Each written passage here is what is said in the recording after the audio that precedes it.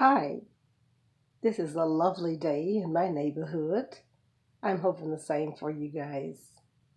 And today I want to discuss with you eight, nine things. And these nine things are actually, you can refer to them as members or elements or just things that influences who we are. Getting to know self is basically is what we will be talking about. The importance of knowing self and discovering it through these eight elements or members. Because when we invite them to ourselves, it's like having an extra member. And what I would like to say about them is this: they're important because when we know certain things about ourselves, it helps us to make better decisions and to evaluate what we really want. What I have discovered is many times we think we want something, and then when we get into that or get what we want, we get to struggling with it, and there are many intrinsic movements and things that are going on that we have not found exactly what we thought we wanted in life. Whether it's that special dress, or that special house, or that special car, that special job. So these eight things are: one, body; thought; two, three, will; four, emotion; five, experience; six, illusion; seven, desire; eight, drive; nine, denial. And I'm going to try to explain why I picked these nine things. First of all, with self, we kind of need to know what self is capable of, what self does. You know what I'm saying? Every morning most people get up, they go in there, they brush their teeth, or they'll prepare breakfast or a snack or some coffee or whatever it is that they do on their routine. Our routine is one thing too, because like the routine is like what the body likes to do. Just say for instance, sometimes I can have a pair of glasses on, and I'm just kind of moving so because my body has become my mind, right? And I'll have these glasses on, and I'll go reach for another pair, and I'll try to set it on top of that one, and I'm like, oh, okay, that's not gonna work. So at that moment, I'm not totally aware of self as well as I would like for it to be, which is like I'm saying, the body is number one. And then we also have other kinds of little habits, like things that we like to do. You know what I'm saying? Like I may move some pencils or a pen back and forth in my house and not really be paying attention to where I do with it. And I look around and I say, oh, where's that pen? What did I do with that pen? Oh, where is it? This is just getting on my nerve.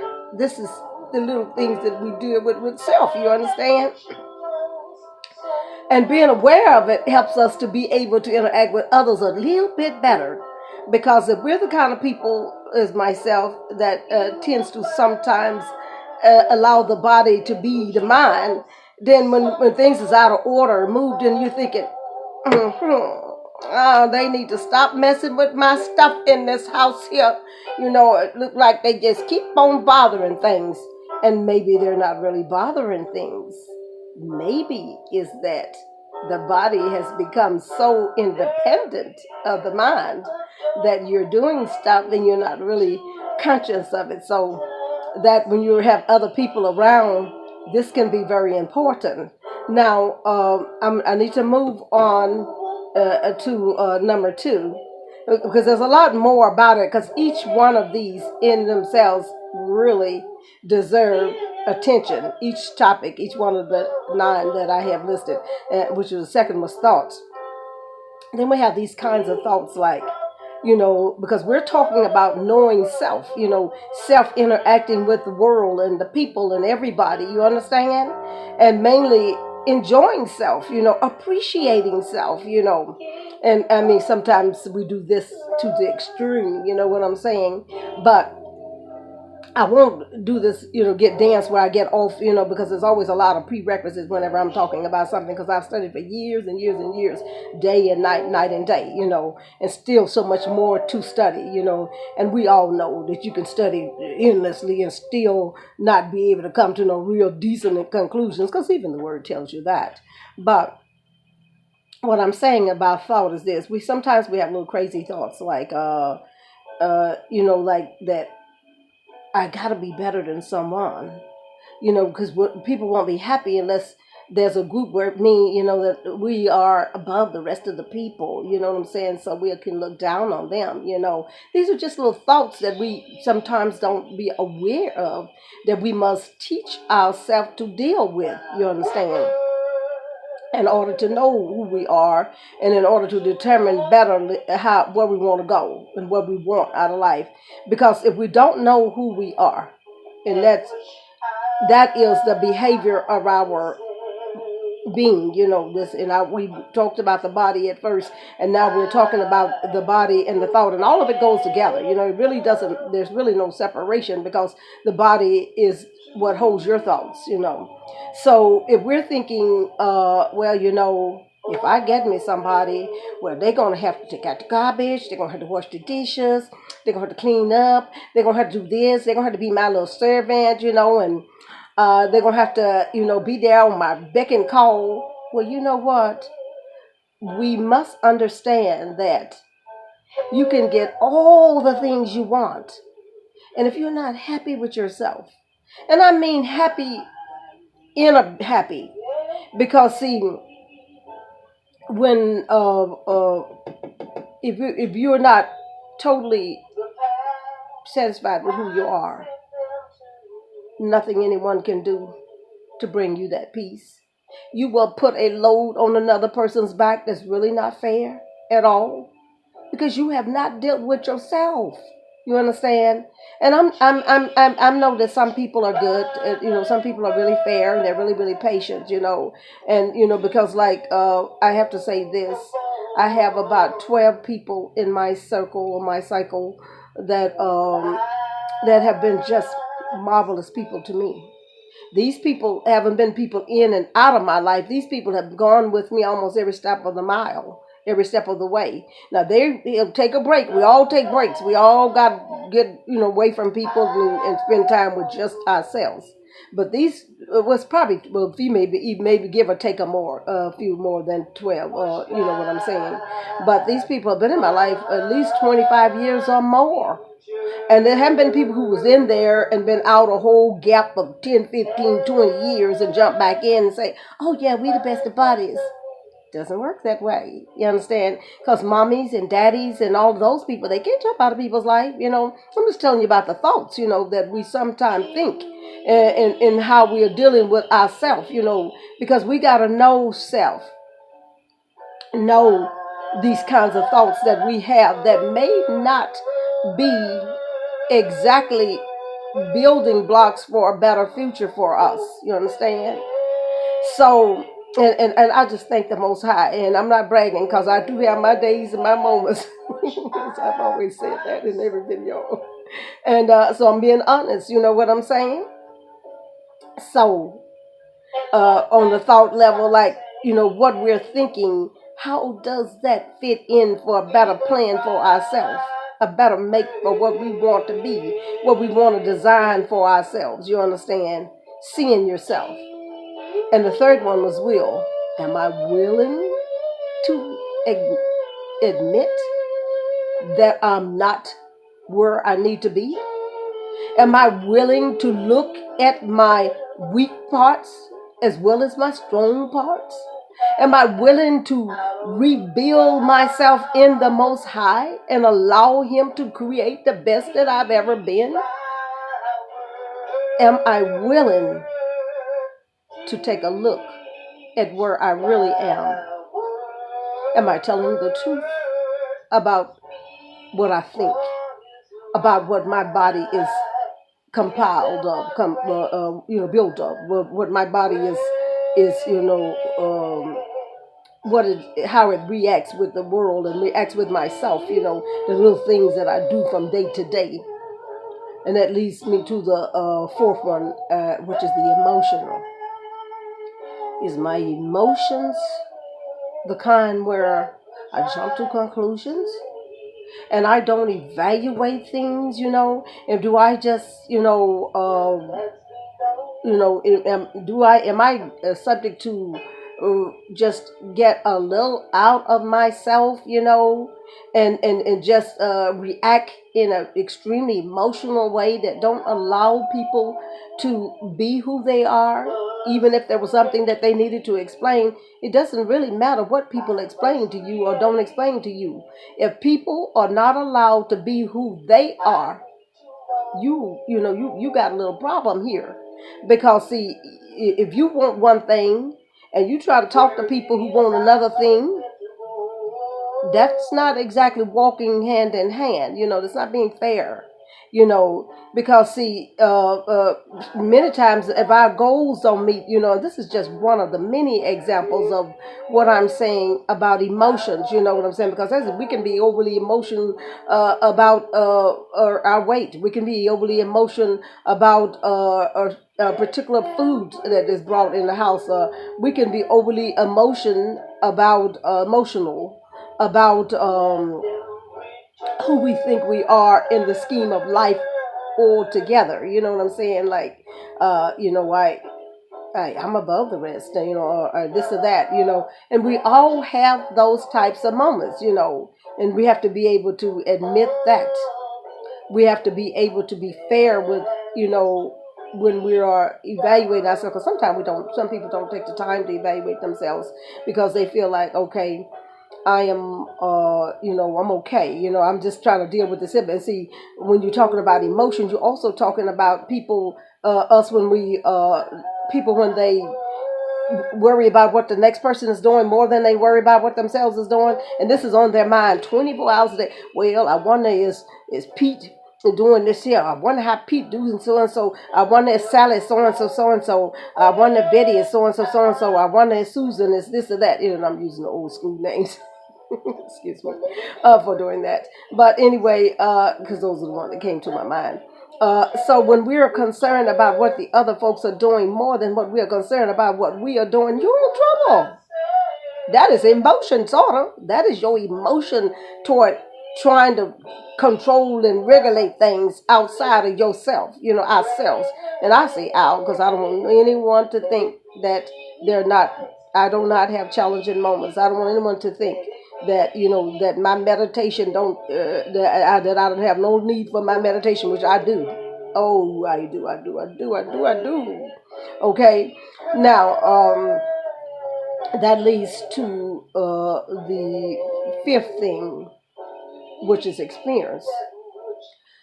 Sometimes in experiences, we have a hurt point. One of the psychologists calls it a freeze point.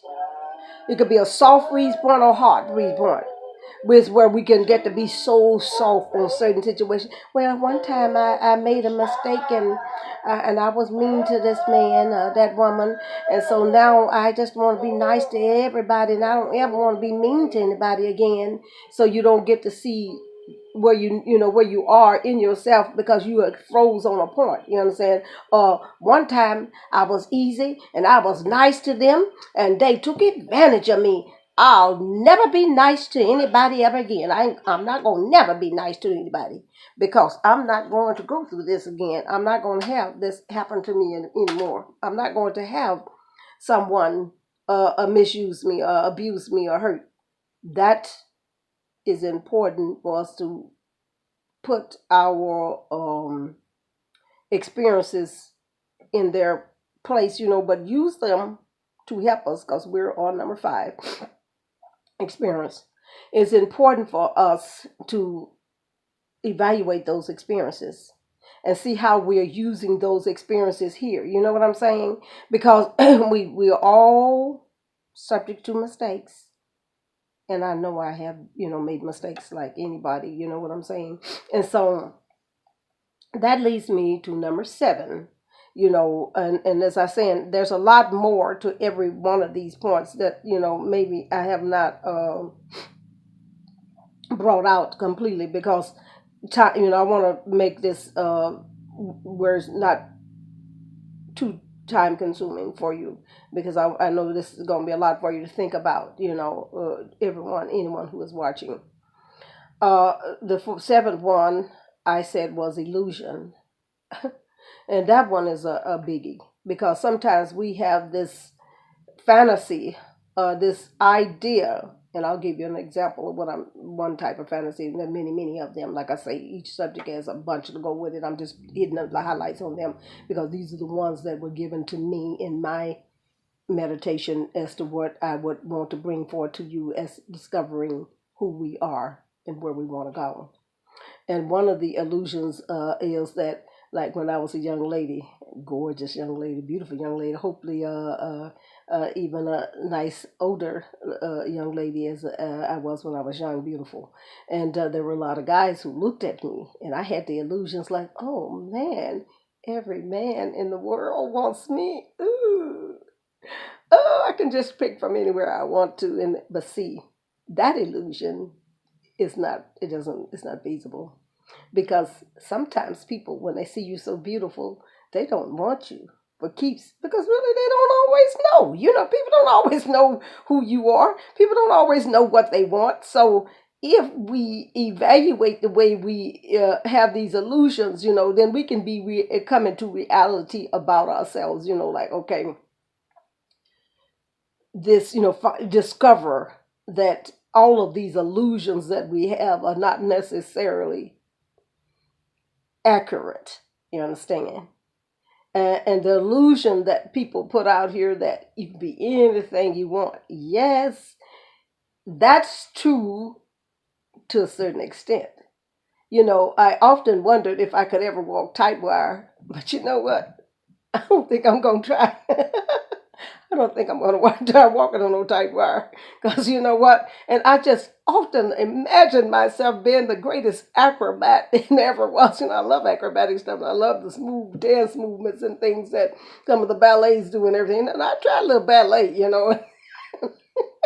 I don't mind doing a little ballet, but walking the tight wire, trying to do all the acrobatic stuff that I have the illusion of, I don't think I'm going to be doing them. But these are just few of the kinds of illusions that we have, that I think we have to be really, really conscientious of. Be honest with ourselves. We can be whatever we want to be, but within reason, you understand, because everything is not for everybody. You understand? Everybody don't want a woman look like Marilyn Monroe or act in her whole characteristic, but when she was alive. I'm just saying, everyone does not want Holly Berry. Everybody ain't in love with Janis Jackson like that. You know what I'm saying? Even though she's gorgeous and they all beautiful people, and what are they? Beyonce. Everybody don't want a Beyonce woman. Everybody does not want a little skinny beanpole woman. Some men want a little meat on their women. I'm just telling you about illusions and things. So we got to come to grip with illusions in our life. And so for time's sake, I'm going to jump on to number I believe that was number 6. I'm going to jump on to number 7. I might have said it was 7, but that should have been number 6. So number 7 is I said illusion, and this one is desire. Number 7 is desire, and desires is like this here. You may desire something, but whatever we're desiring, whatever we want, that want has to be measured to see, is that want really something that's going to benefit me as a person? Will that desire really enhance my capabilities, my qualities? Will it really make me a better person toward myself and other people? Because one thing I am learning about self, and that is the more time I spend with me, the more I get to know about me. There's a lot of stuff we know about each other. I mean, about ourselves. I'm saying each other, but I meant to say each person know about themselves.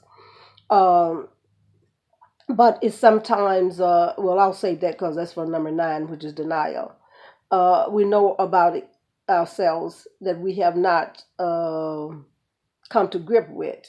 Things that we have, we're not always seeing right at that moment. So we're working. I'm talking now about. I know I went to desire, and I don't have my notes right here with me, so that I have to kind of think a minute here. And illusion was 6, desire is 7. And this desire, um, we may desire things that will be harmful to us. If you know that chocolate breaks you out in the face, why do we want to desire that? If we know that tomatoes breaks us out, why are we desiring that? Huh? Okay.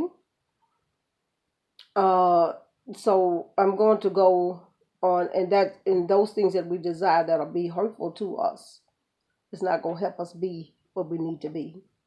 It's not gonna help us get to the real place where we're trying to get to. Number 8 is, let's see, I went to illusion, desire, drive is drive. When you got to go back to desire. When you have these certain desires, you will have this drive where you may overdrive certain things that shouldn't be. The drive may have you just, like determined, pressing, overpress without considering all the things that need to be considered. Say, for instance, if you desire someone and your drive is, I'm going to get that someone in spite of all things, that someone may be struggling in their financial, in their understanding, in their education, in their in many areas to get to a place, and you may not be helping that person at all by, and this is just one example. Now, don't, because most of us deal with these relationships and emotions. That's why I use that particular one, because we all have been in places where we thought we had someone that was the dream of our life, and something did not go right. We always saw someone that we just desired, just like we, my desire is certain, to see a certain movie star. Oh man, oh boy, if I could just see Denzel Washington.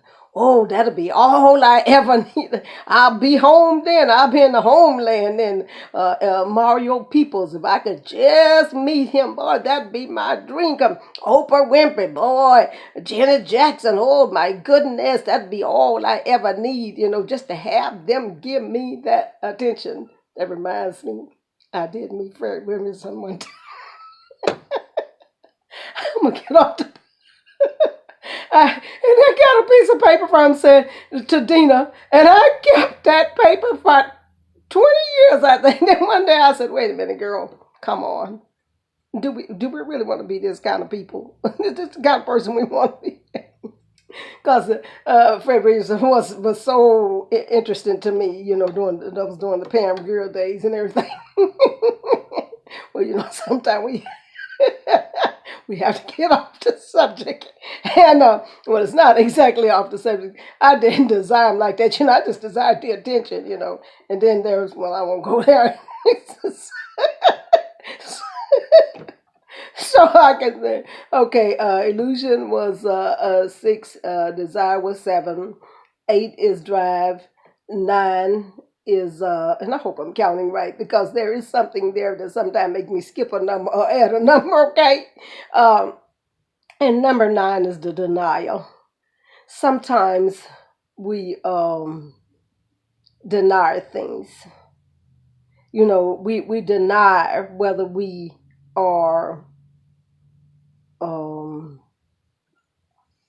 whether we are this kind of person or that kind of person, or whether we're in this zone or that zone, and that really can be a problem for us too, because sometimes we may have difficulty identifying whether we deny because there's something called, with suppression, where you really kind of bury things inside yourself, because you don't want to really face up to it. But when you spend that time with yourself, the meditative time, sometimes that time is going to be very, very painful because those that desire, may be there, hurting you, or that drive of something that you're not able accomplishing, and that illusion of seeing that great big beautiful picture of something that you're creating that is not really uh, um, working for you. And if you notice a change in my reaction, there was a noise, so that's what happens. The same happened in my last song. That was some phone was ringing, and so it didn't come out quite as well. So anyway, I just want you to know, uh, when you are in denial, that affects knowing yourself because that's a part of self that's been hidden